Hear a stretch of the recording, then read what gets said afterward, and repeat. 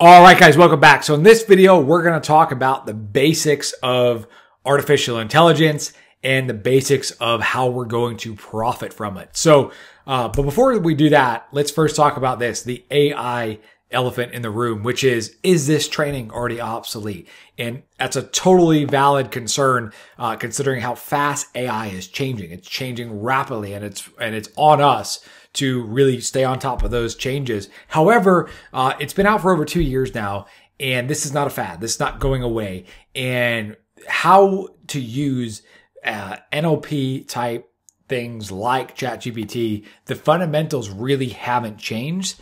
And that's what we're going to cover in this video. So with that said, what is artificial intelligence, right? Think of AI as a really smart tool that can mimic some tasks that humans do, especially things like analyzing data, creating text, and recognizing patterns. Now, AI isn't magic. It's technology that uses large amounts of data, processes that information, makes decisions, performs tasks, and answers questions. And we're going to cover what AI does really, really well and what AI doesn't do well. And I think knowing what the capabilities are is very, very, very important. So think of it as like, as of now, think of it as your assistant. It learns by reading lots of examples.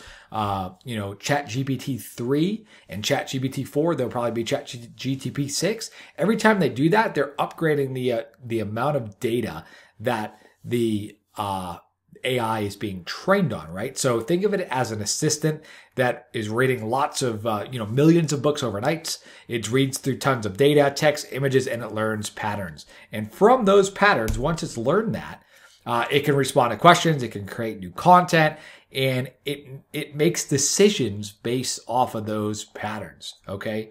So the big thing to understand is this: AI is leverage. AI is a tool that can take what you're already doing and make it faster, easier, and more profitable. It can legitimately reduce 80 to 90% of your work, which is the reason why it's going to displace 400 to 800 million jobs.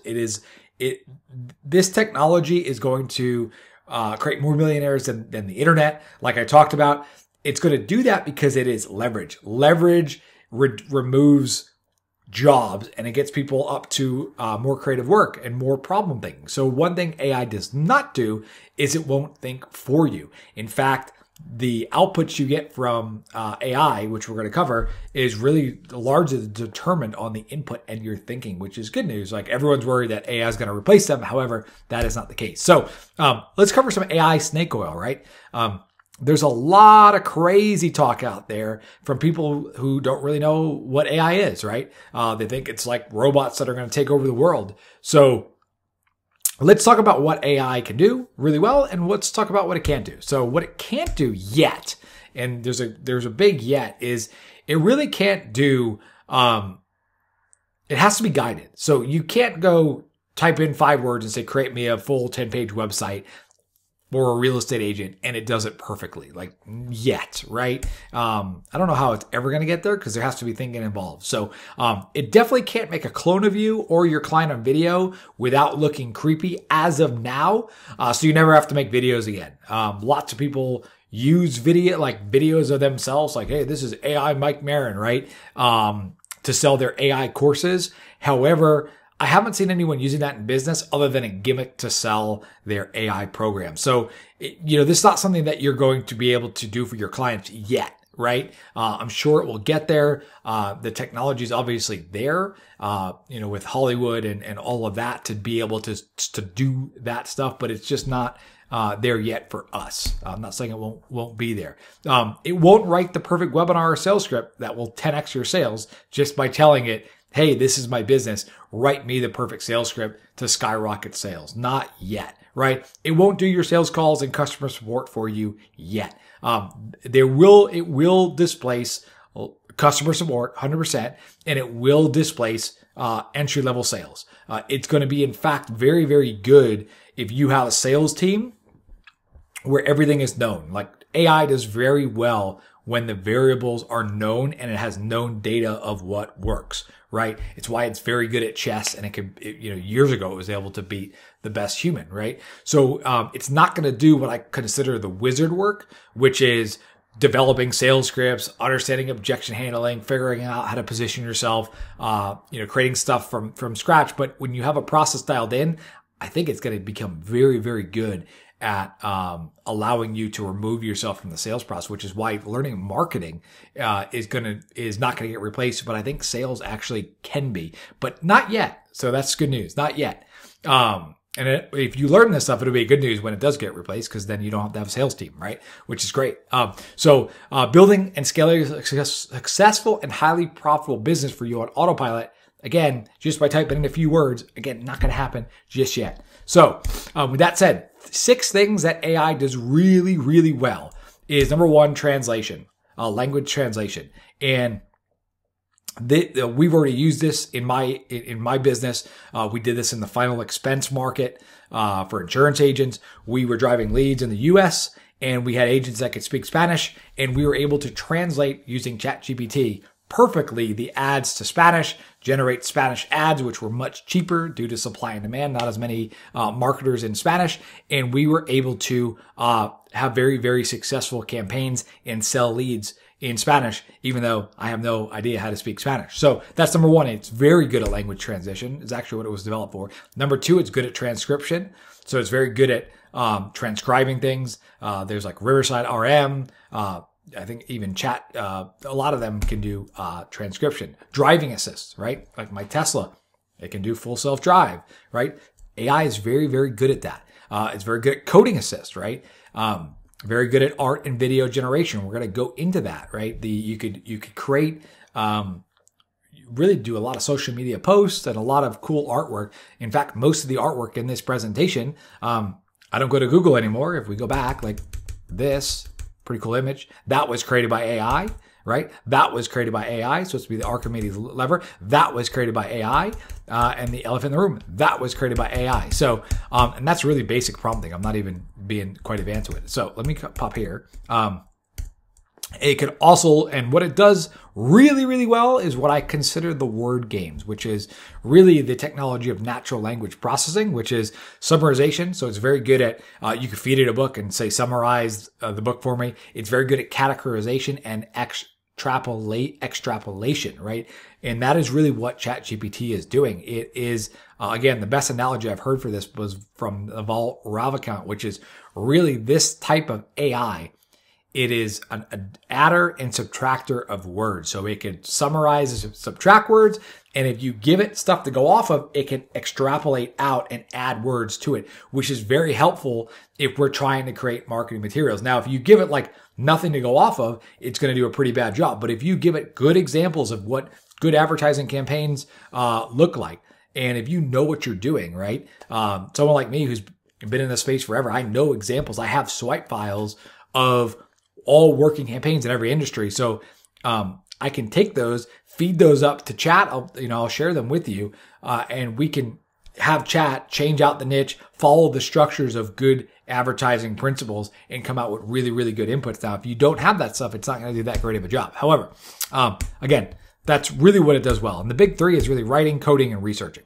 Coding, we're not going to get much into this. However, if you do know the basics of code, it's pretty good, right? You could even start to have it code some stuff if you know a little bit about HTML and, hey, I want this to look like this, or write this code for me. But it's good at research. Just got to make sure that you double check the accuracy of the research.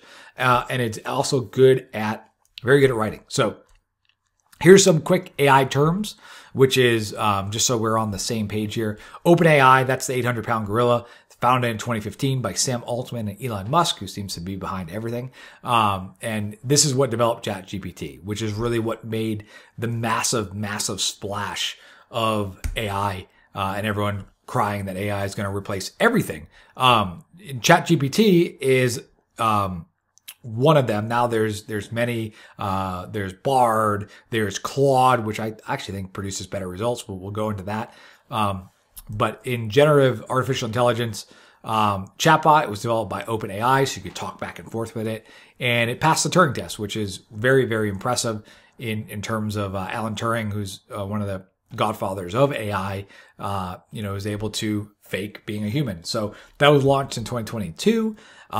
So important. We're going to talk a lot about GTP and how to use it. And then also there's DALL-E, right? DALL-E is the AI system, which is free, which you can create realistic images. And again, that's the one that I've been using throughout this presentation to show you to create the images for this. Now, natural language processing, you'll hear that come up. That's NLP, which is a branch of artificial intelligence. It's the main one that has very useful use cases so far, which is it really allows computers to understand it and interpret and manipulate human language. NLP uses machine learning to process text and data, and that can be applied to written text or to speech. So very, very, very powerful. And the main one's ChatGPT. So if you haven't already, go to openai.com/blog/ChatGTP and you could sign up.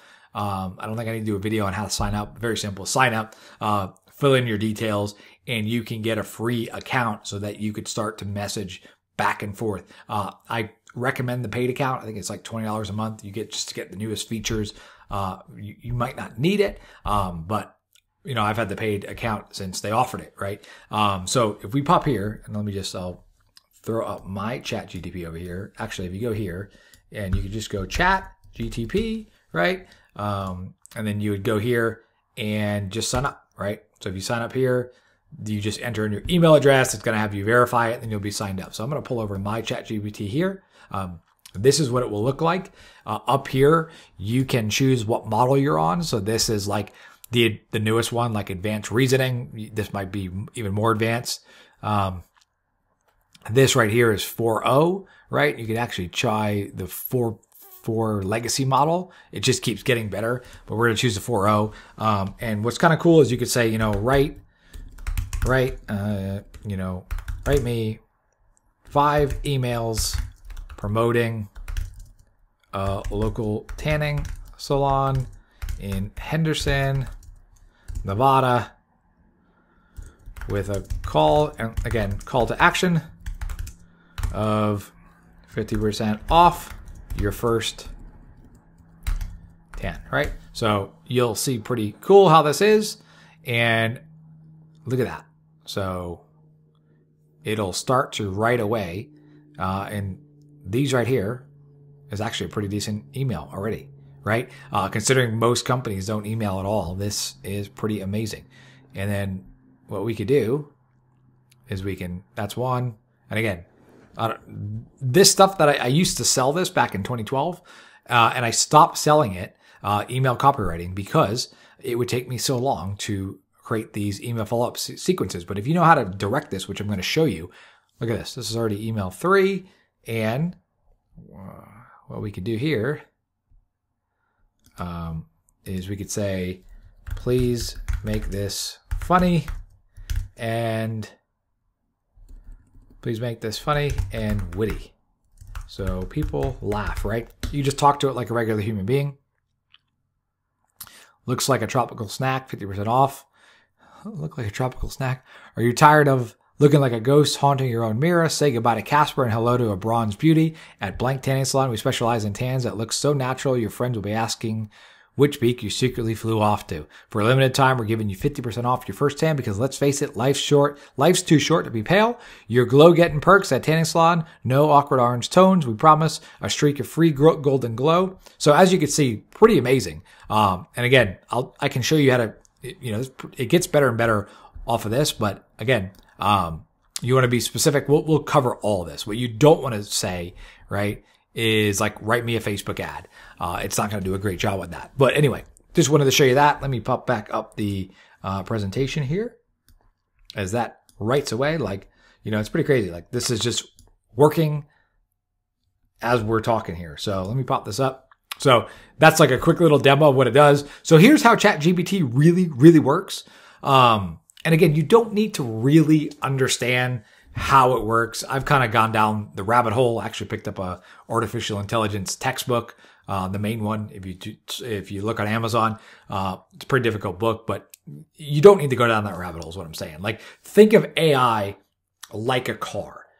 You don't need to know how the engine works for you to drive around. Like, you just need to know how to use the steering. You need to know how to use the gas pedal. You need to know how to gears, and you need to know where you're going. So when it comes to like using AI to reduce your workload, you don't need to understand the technical parts. You just need to know the basics of how to drive it and how to use this AI tool. So if you can focus on where you want to go, if you know what a good result looks like, if you're clear on what it looks like, then you don't need to know every detail, and you can argue with it and guide this AI technology to really cut your workload. So that said, I'm going to try to give you the simplified version. ChatGTP is really just upcycling. And what upcycling is it's taking all this content that's out there on the internet. Again, the more models that are out there, the more it gets trained on data. So it's taking all this data that it's learned, and what it's doing is it's combining them and reusing it. So to try to go to the goal that you're telling it to. So if you're like, write a good email, promoting a tanning salon, it's going to go out and find every email. And the more specific you are in context you give it, it's going to try to pull that and then present it to you on a bow, right? So it's that's really an oversimplistic way. It's taking stuff already on the internet, curating it and polishing it with NLP and delivering it to you. And again, to quote Naval, he said AI is like a calculator for reading and writing. So it's going to go out there, it's going to add a bunch of stuff together and give it back to you. And that's a very simplistic way, but that is the big thing. So like when you think about that, right, it's not thinking for you, right? And it's also not going to tell you how to guide it better. You have to know what a good result looks like, which is why it is still very worthwhile to learn marketing, right? It's still very worthwhile to learn how to think logically, how to actually understand business strategy and then guide it. All stuff that we're going to cover. So using ChatGPT like a pro, ChatGPT or GTP, there's a spelling error there.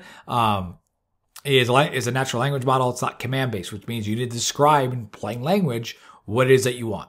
And it's all about prompts. So we are all in the same kitchen, which is a really, really good thing. Like there's not many people that are going to have an advantage over you, which means that we all have access to the same ingredients, which means the quality of our results using ChatGTP, right, is all going to depend on our prompts. So using well-crafted prompts, knowing how to talk to it, knowing how to guide it, knowing what success looks like, that is what's going to allow you to guide everything. And the analogy that I have is, imagine you're a chef, right? There's a picture of me a few weeks ago at the dinner at Wolfgang Puck's, Spago in Beverly Hills. Also recommend that. It's good salmon pizza. Like, who is going to make a better meal? Mike Barron or Wolfgang Puck, right? Probably Wolfgang Puck. He's got a Michelin star. I don't, although I do cook a mean steak. But even if we had the same ingredients, he would do a lot better. Same thing with ChatGTP. Like if you understand what success looks like, if you understand what the right food should taste like, you're going to get a better result. And also if you understand how to work with it better, just like working with ingredients as a chef, you're going to work with it better. And case in point, there are still third-party tools out there that are worth billions. And this is one called Jasper, right? Jasper actually works off of the ChatGTP. And all it's doing is most of these third-party tools, like if it's a video tool or audio tool, most of them are just pre-formatting prompts for you. And a prompt is what you're typing in, right? And because most people don't know how to prompt AI correctly, they're charging for it. And case in point, this is of February of 2024. We're later in the year right now, but Jasper's valuation is 1.2 billion. So that was a decrease from 1.5 billion. So even after this technology being out for almost 2 years, investors understand the value of a system that can prompt correctly. But however, if you learn how to prompt this stuff yourself, you can get better results than even Jasper. But they just know that most people aren't going to take the time. That's why you're in this program, right? Is we're going to show you how to go out and how to prompt things. So prompt, again, to think of it as unit of thought. A good prompt consists of a clear, specific instruction or question. it gives context and key elements. The more context you give it, again, the more that calculator can pull out like the right stuff of what you need. And if you give it more words and phrases like speak it in the style of Steve Jobs or act as an award-winning social media marketing agency, the more modifiers, the more you can kind of refine that output to get exactly what you want. And honestly, like we use prompts every day. It's how we think. So some mistakes is placing trust in all of AI statements. Like another thing is lacking specificity on regarding your target audience and objectives. The next thing would be generating an excess amount of content, which just kind of like leads you to being overwhelmed. Now, another thing is like again, this is not thinking for you. So you could say, give me like 8 buyer personas, which would be the appropriate. Like it's going to know out there kind of like based off of like if we're selling, let's say, Pilates, right? You could say, give me 5 niche avatars or buyer personas, but it's not, if you're like, what's the best one? It's not going to be able to do that, right? You're going to have to think about that. And you also want to reframe from asking direct prompts, like, write me an ad about fixing headaches, right? Weak prompts often result in average and predictable ideas in text. And again, those are the worst practices. The best practices are, we want to be specific, clear, and concise, right? Next thing is be non-ambiguous, right? If you're ambiguous, just like in logic, it'll go whichever way. Like we want to be very clear, concise, and concrete. The more clear you are of what you're looking for, like make it look like this email here, which was written by some of the best marketers in the world, and steal the structure and put it in for this niche and act like, Gary Halbert, who's one of the best copywriters of all time. And the more stuff you add like that to it, just the more you're going to refine it. Provide descriptions and examples, like I was saying. Give it examples of what works. Ask for the type of information. You could also say like, hey, if it's a Facebook post, I want it to be 150 words max, right? So once you've defined and another best practice, define your desired outcome clearly. Define your audience if you're doing any sort of marketing. Again, the more context, the better. And teach it. Like you can actually teach it. Like, hey, here's my 7 steps for how to write a social media ad. Like after spending $2 million, this is what I found worked the best. Here's my formula. Teach you the formula and say, write the ad following that formula. And then talk to it like a human. I forget, I've been through so many AI courses in the past 2 years, but one of them was like, think of it as a savant 3-year-old and just talk to it. If it doesn't get you what you want, argue with it and say, no, that's not it. Give me another one. You could always say that, hold up. That is, I'm going to show you examples, but that pretty much is it. So, what we'll do is, now that we have this, in the next video, what we'll do is we will move into how to do some content marketing with AI. So with that said, enjoy making this video for you, and I'll see you in the next video.